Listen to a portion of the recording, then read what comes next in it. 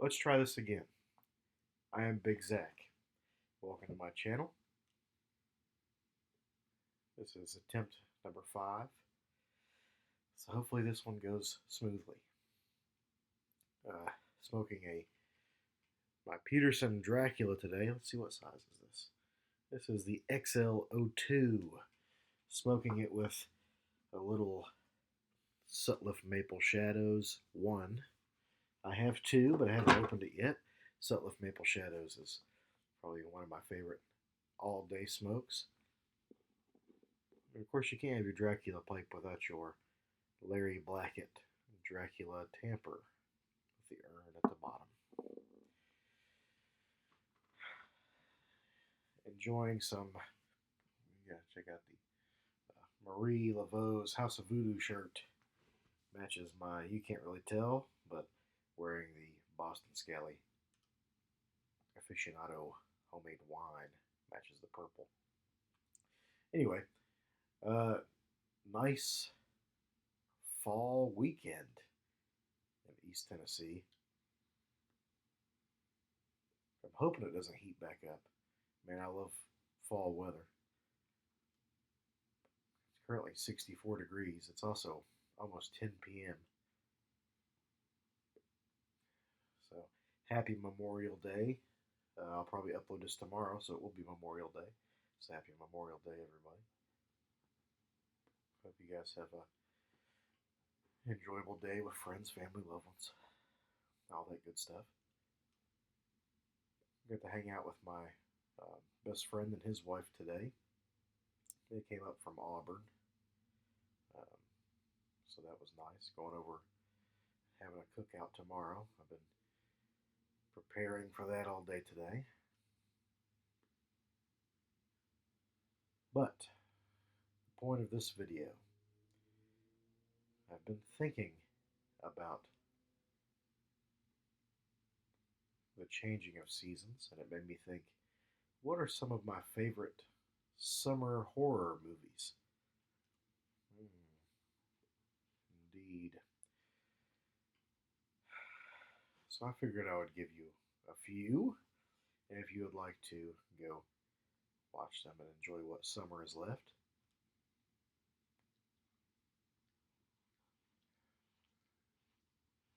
I guess I'll start with my all-time favorite. If you can't tell, it's right behind me.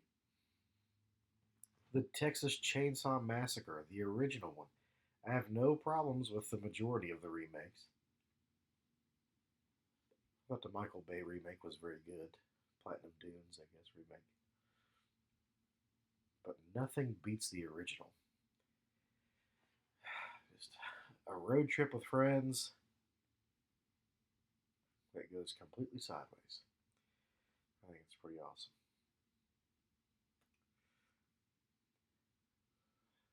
Second,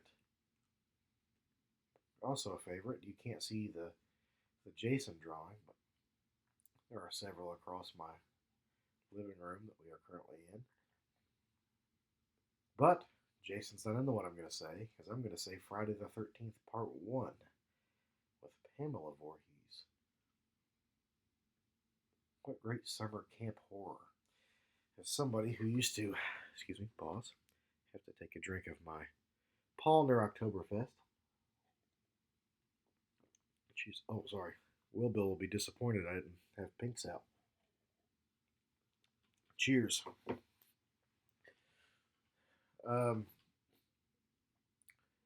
As somebody who regularly attended summer camp as a young Boy Scout as a child, what better movie to be completely terrified of whenever you have to go to sleep in a tent with,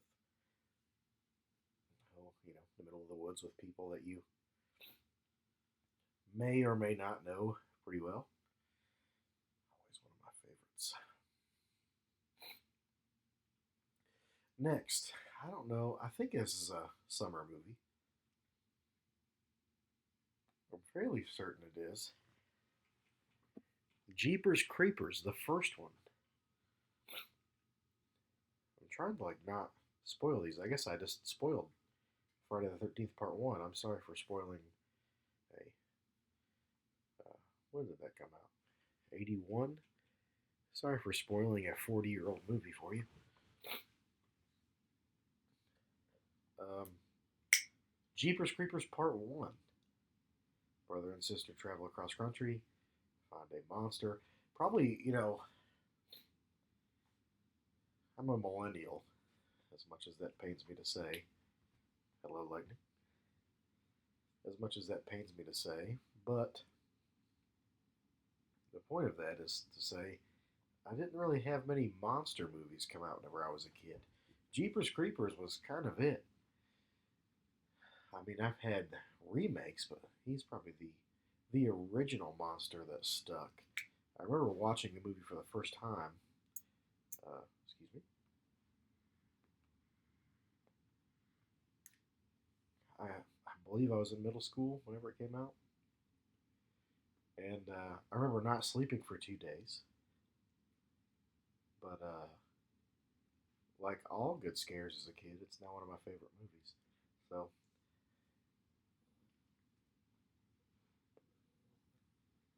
probably some psychological explanation to that.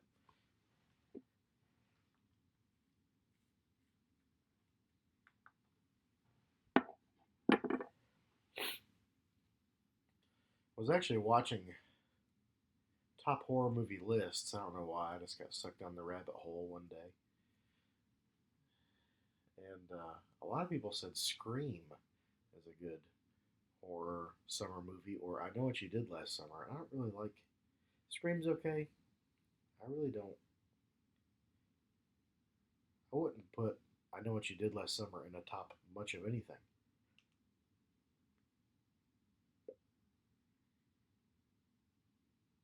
But I will say, The Devil's Rejects, good summer horror movie. Another desert horror, probably. A lot of these, I guess, would probably be desert horror.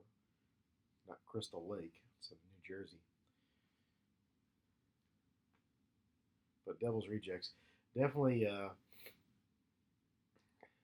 intense if you've never seen it. Of course, I would imagine um, it's hard to not see a Rob Zombie movie at this point, especially one like Devil's Rejects.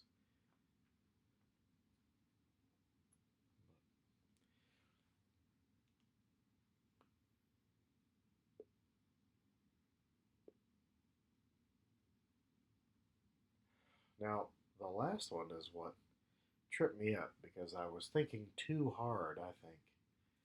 Um, and then I just looked across my entertainment system to where my record player is, and I have some Spinachers by Waxwork whenever they would put out. Sorry, I keep fiddling with my Nimrod lighter. It's the perk of it. It's a great fiddle with lighter. Um, I had Spinachers from Waxwork, where they're like tiny, um, very detailed figurines that you would put on top of your record. It's like a record weight. Um, and I saw the Gill Man from Creature of the Black Lagoon, and I thought, man, excellent summer horror. I was trying to go too scary, and sometimes it's easy to forget your roots. But Gilman, probably one of the greatest. Of course, I think now he gets more love um, than what he did whenever I first got into horror. It took a while. It's kind of like the movie Trick or Treat, not the one with Ozzy and Gene Simmons, but the one with Sam. Um, again, I remember whenever it came out. I think it went straight to DVD whenever it came out, and we bought a very legal copy of the DVD and through a friend. But I mean, quickly became one of my favorites. Like nobody knew about it, and then Spirit Halloween got a hold of that property, and now literally everybody knows about it. You see all kinds of inappropriately dressed Sams and all kinds of things. I guess that's similar to what's happening with.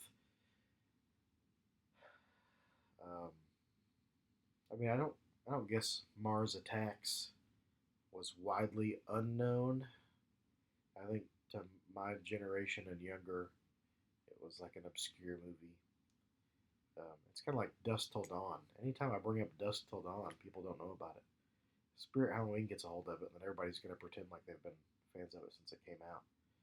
But Killer Clowns from Outer Space, same thing. Very niche. And then I went to Spirit today, and you can buy the clown's popcorn gun. I mean, they have animatronics of the clowns. It's but Gill Man's the same. The point of that tangent was the Gill Man very similar.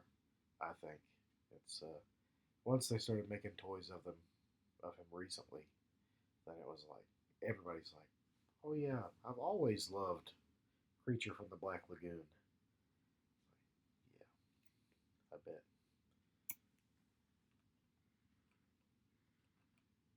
Rant over. Sorry. I don't know why I had to rant about that.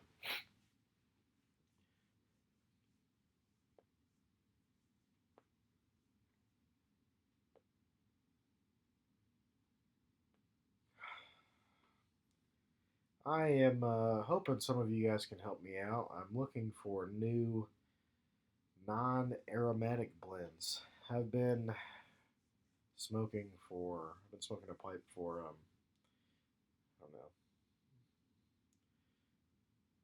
over 10 years at this point, and have mostly stuck to aromatics. There are some non-aromatics that I like. Not No Local, which is an American. No, is it American Balkan? I don't know. It's a Balkan blend from the Gatlin Burlier. I really enjoy. I got some Country Squire non-arrows that I like.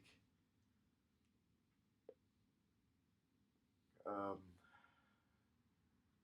Recently just tried. A buddy had Maltese Falcon. Sorry, all my pipe tobacco is right here. I was looking at it. My buddy just got some Maltese Falcon, which I'd always been scared. Sometimes you just don't want to spend the money on a tin and be like, this is awful. And I know you can always trade, but I don't know very many people in the area that smoke, so it would just be between me and my buddy if we did. Sorry, a disapproving sigh from one of my dogs. But he got Epiphany, that's Cornell and Deal, I believe, and then Maltese Falcon. Because of course we've both um, watched people review Maltese Falcon, especially Mutton Chop. Uh, Mutton Chop, is kind of known for his love of Maltese. But tried it and man, felt like I was missing something. Like just I've been looking over it for years, and just now realizing how good it is. I think it's an Oriental blend. Not totally sure. Um, Kind of interested in trying some of the Seattle Pipe Club stuff. Um, don't know what everybody's thoughts about those are or which ones are the best to get. I like I like dark fruit tobacco. Um, so like plum tobaccos I like. So I thought, oh, plum pudding, that might be good. Um, don't really like Latakia bombs or Perique bombs. Um, but everything else is fair game. I'll take some Latakia.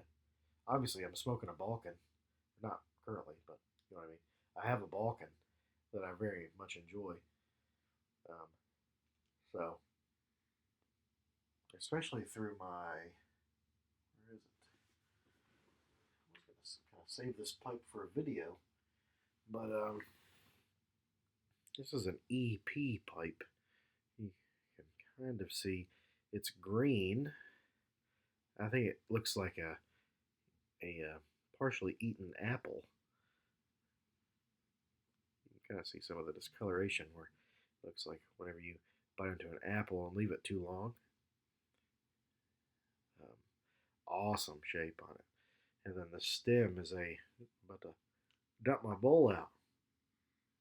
The stem, you can't really tell. It's like a marbly acrylic, but it glows blue. So whenever I bought it from the Gatlin Burlier, they were calling it the Green Goblin. And I thought, man, this is kind of like a poison apple Lord of the Rings pipe, because especially since the stem glows blue like Sting. Um,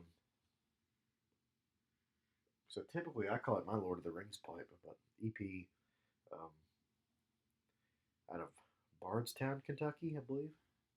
Good smoking pipe. Took me a minute to break it in, but man, once it broke in, great.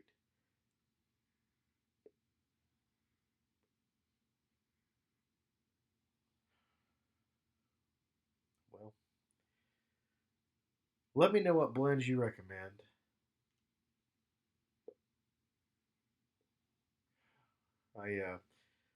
If you guys picked anything cool up at the Ohio Pipe Show, if you guys went, I was hoping to go, but didn't get a chance to. Um, Let me know what you got that was good. Let me know any new pipe makers. Not that I need another pipe, but I want one. You know how that goes. Let me know if there's any new cool pipe makers I need to check out. Recently, I've been looking a lot at Orton pipes. Orton. I really like his stuff, and he has like this eco um, Lord of the Rings line where he's doing like Dark Elf and Wraith. That stuff looks all pretty cool. Um, it's cool to see a pipe maker that does higher end, $400, $500 pipes. See a lot of people wanting to switch from, factory pipes, which there's nothing wrong with. Factory pipes smoke great. That's why they're factory pipes. But seeing the want of affordable handmaids, which do smoke better. I think everybody can admit they smoke better. And trying to meet people at a reasonable price. That's always cool. And they still look cool. They're not, you know, I don't have any issues with my Graybo, but I'm not gonna spend $200 on that unless like the grain in it's magnificent. I think I just proved myself wrong live on camera, but you know exactly what I'm getting at. You don't want to spend crazy money on just a normal shaped pipe or something that's not going to be unique. You want something really unique. Like once we get to December, I break out the Krampus pipe from Manfred Hortig. That's a cool looking pipe you guys haven't seen. I've not even posted it on my Instagram yet, which I post more regularly on there. If you have an Instagram, feel free to feel.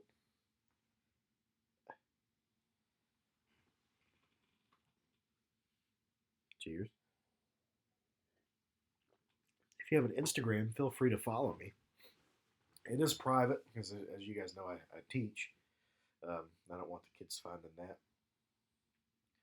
But I do post more regularly about pipes that I'm getting, tobaccos that I'm getting, places I go, beverages I enjoy.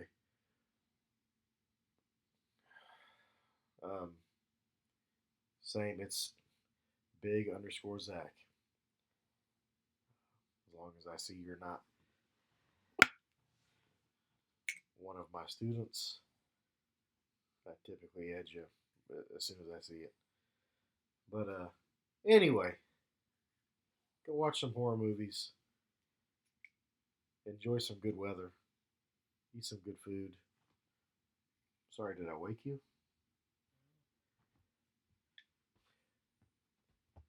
I guess that means it's time for me to go. Say hello to Lightning. Donnie can't be the only one with his dog in a video. Peace.